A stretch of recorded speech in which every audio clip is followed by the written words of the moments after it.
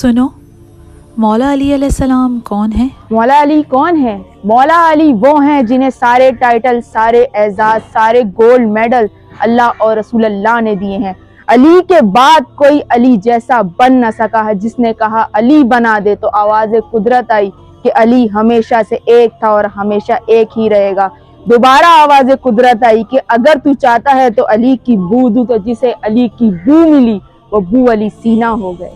نام علی، لقب امیر المومنین، کنیت ابو الحسن ابو تراب یعنی کہ مٹی کا باپ۔ والد کا نام حضرت ابو طالب، والدہ کا نام حضرت فاطمہ بنت اسد۔ تاریخ ولادت 13 رجب، جائے ولادت خانہ کعبہ۔ تاریخ شہادت 21 رمضان، مدت حیات 63 ایئرز اولڈ، جائے مدفن نجف اشرف عراق۔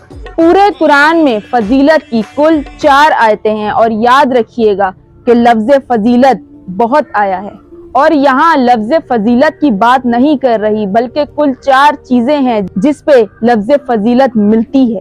پہلی فضیلت سورہ زمر، ترجمہ جاہل اور عالم برابر نہیں ہو سکتے، عالم افضل ہے، یہ ہے پہلی فضیلت۔ اور فضیلت کا ایک معیار، اور اللہ کو یہ پسند نہیں ہے کہ عالم کے برابر میں جاہل کھڑا ہو جائے، تو فضیلت کا پہلا معیار علم ہے، تو جس کے پاس علم ہوگا وہی افضل ہے اور وہی صاحب عزت ہے۔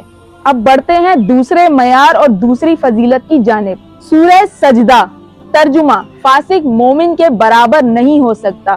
2 معیار مل گئے، پہلا علم، دوسرا ایمان۔ آگے بڑھتے ہیں سورہ حجرات۔ اب آ گیا تیسرے معیار کا ترجمہ کہ غیر متقی پر متقی کو فضیلت ہوگی۔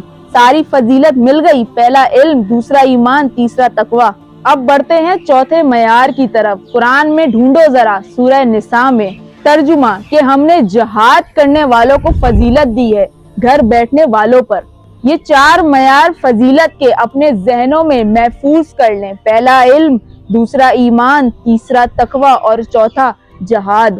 ان 4 فضیلتوں میں ایک فضیلت بھی کسی میں پائی جائے تو وہ افضل ہے، لیکن اگر یہ 4 فضیلتیں کسی ایک میں ہو تو، اور پھر ہم نے جب علم پر نگاہ ڈالی تو رسول اللہ فرماتے ہیں کہ میں علم کا شہر ہوں اور علی اس کا دروازہ ہے۔ اور پھر ہم نے جب ایمان پر نگاہ ڈالی تو میرے نبی نے خندق میں کہا کہ کل ایمان علی ہے۔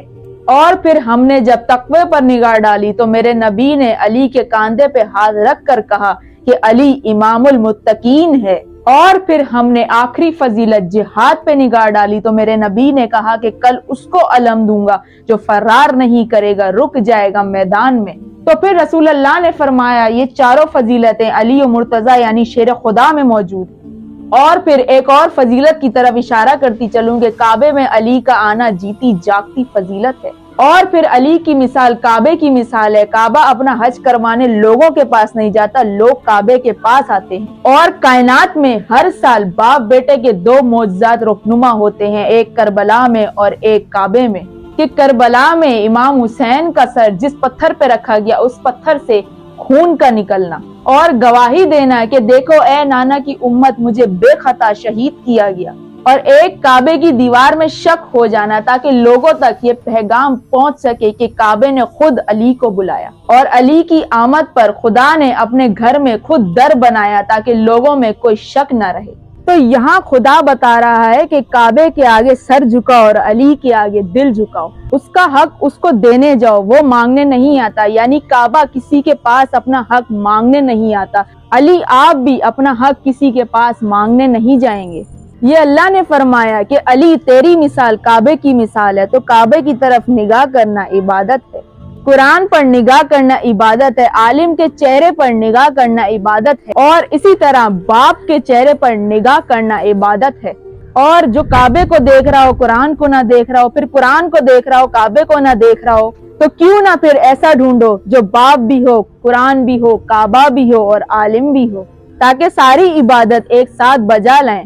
اور میں حد سے کسی ذات کو نہیں بڑھا رہی، اگر خدا خود قصیدہ پڑھتا ہوا نظر آئے کہ علی عین اللہ ہیں، علی اسد اللہ ہیں، علی وجہ اللہ ہیں، علی لسان اللہ ہیں، کہ علی سلطان عالم ہیں، علی اعلیٰ ہیں، علی صفدر ہیں، تو غیرت مند باپ کا بیٹا ہے علی، اور توحید کی تعریف اہل بیت سے بہتر کسی نے نہیں کی۔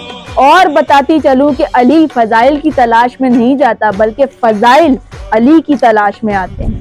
اور علی کی تمنا نہیں تھی کہ خیبر کا علم مل جائے، علم کی تمنا تھی کہ علی کے ہاتھ میں آ جاؤں۔ اور یہ بھی سن لیجئے کہ علی کی تمنا نہیں تھی، حل عطا کی تمنا تھی کہ علی کے گھر میں آ جاؤں۔ علی کی تمنا نہیں تھی، انگوٹھی کی تمنا تھی کہ علی کے ہاتھ میں سج جاؤں۔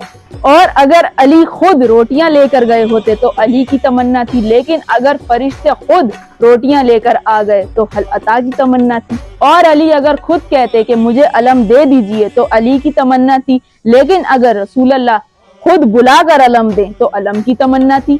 اور اگر بنت اسد خود دروازہ کھول کے کعبے میں جاتی تو علی کی تمنا تھی، لیکن اگر کعبے میں خود در بن جائے تو اللہ اور کعبے کی تمنا تھی کہ علی کعبے میں آ جائیں۔ تو غیرت مند باپ کا غیرت مند بیٹا ہے علی، جو کبھی خود فضائل کی تلاش میں نہیں گیا۔ اب جملہ محفوظ رکھنا کہ پورے قرآن میں کل ایک آیت ہے جس پر علی کو ناز ہے۔ جب پوچھا گیا کہ یا علی تمام فضیلتوں میں سے آپ کے نزدیک سب سے بڑی فضیلت کیا ہے، تو مولا علی علیہ السلام نے مسکرا کر سورہ راعد کی آیت کی تلاوت کی کہ جب کافر کہتے تھے کہ محمد آپ رسول نہیں ہیں تو کہہ دیجئے کہ میرے لیے 2 گواہ کافی ہیں، اللہ کافی ہے اور کتاب کا علم رکھنے والا کافی ہے۔ پھر مولا علی علیہ السلام مسکرا کر کہنے لگے کہ میں محمد کی رسالت کی گواہی میں اس کا شریک ہوں جو خود لا شریک ہے۔ اب یہاں پر لفظ بدل دوں تاکہ توحید پرست میرے جملے پر گرفت نہ کر سکیں کہ علی نے کہا کہ میں اس کے ساتھ ہوں جو لا شریک ہے۔ میری سب سے بڑی فضیلت یہ ہے کہ میں محمد کی گواہی میں اللہ کے ساتھ ہوں۔ اب یہاں پر سمجھیں کہ اللہ نے قرآن دے کر گواہی دی اور ایک نے بول کر گواہی دی۔